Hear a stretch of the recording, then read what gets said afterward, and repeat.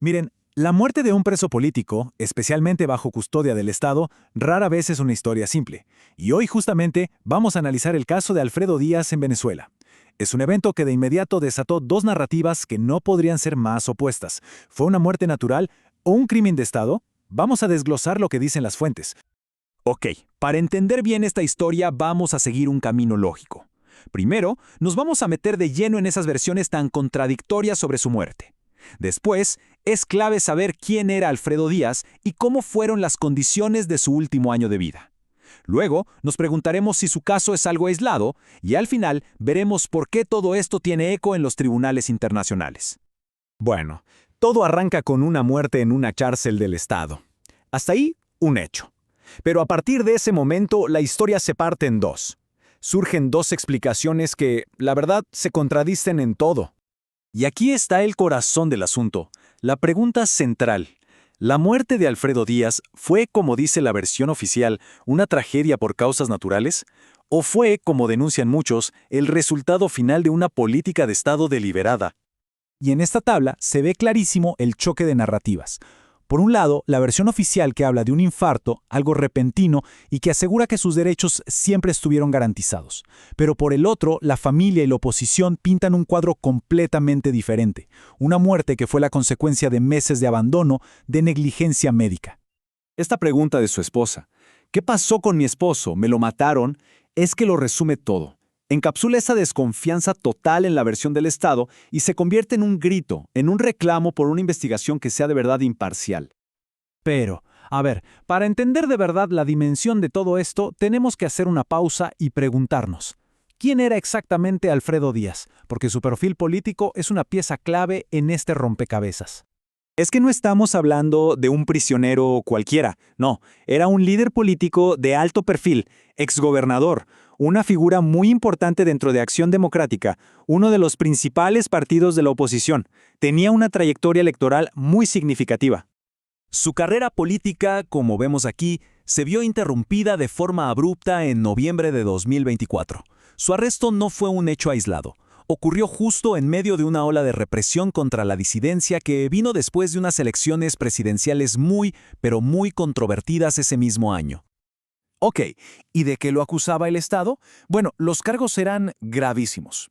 Terrorismo, instigación al odio. Sin embargo, y esto es un punto importante que señalan los grupos de derechos humanos, este tipo de acusaciones se han vuelto una herramienta, digamos, recurrente para justificar la detención de opositores en Venezuela. Díaz pasó el último año de su vida en un lugar que tiene una reputación bastante notoria, un lugar conocido como el Helicoide. El simple hecho de que lo enviaran a el Helicoide y no a una cárcel común ya era una señal muy clara desde el principio. Según el Departamento de Estado de EU y varias ONGs, es la sede del Servicio de Inteligencia, el SEBIN, y lo describen como un centro de tortura. Así que su detención, desde el vamos, tenía un carácter político y punitivo. Ahora, la postura oficial, la que se comunicó públicamente, fue firme. Se dijo que se siguieron todos los protocolos legales y de derechos humanos durante su encarcelamiento, que se le dio plena garantía de sus derechos. Pero claro, esa no es la única versión de la historia. Y es aquí donde las dos realidades chocan de frente. Mientras el Estado hablaba de plena garantía de derechos, su familia y su partido denunciaban algo totalmente opuesto. Un aislamiento casi total, con visitas muy esporádicas de su hija y, lo más grave, la negación sistemática de la atención médica que él pedía una y otra vez. Ahora, es importante entender que la muerte de Alfredo Díaz no es un caso único, no es un incidente aislado. Lamentablemente, parece ser parte de un patrón que ya ha sido documentado y es recurrente. Miren este número, 17. Desde el 2014, según la Organización de Derechos Humanos Foro Penal, 17 presos políticos han muerto estando bajo custodia del Estado en Venezuela. Este número ya no habla de un caso aislado, ¿verdad? Apunta a un problema que podría ser sistémico. Si vemos otros casos, como el de Rodolfo González o el de Nelson Martínez, empieza a surgir un patrón bastante inquietante. La causa oficial de la muerte, ya sea que digan que fue un suicidio o una enfermedad, casi siempre choca con las denuncias de tortura o, como en el caso de Díaz, de una negligencia médica deliberada. Y aquí la acusación de fondo es muy grave. Lo que se sugiere es que la negligencia médica no es un simple descuido, sino una táctica intencional, una forma, si se quiere, de eliminar al disidente sin asumir el costo político que tendría una ejecución directa. Claro, una muerte en estas circunstancias no se queda solo en el ámbito nacional. De inmediato llama la atención del derecho internacional y, de hecho, tiene implicaciones directas para la investigación que la Corte Penal Internacional ya tiene abierta sobre Venezuela. Hablamos de crímenes de lesa humanidad.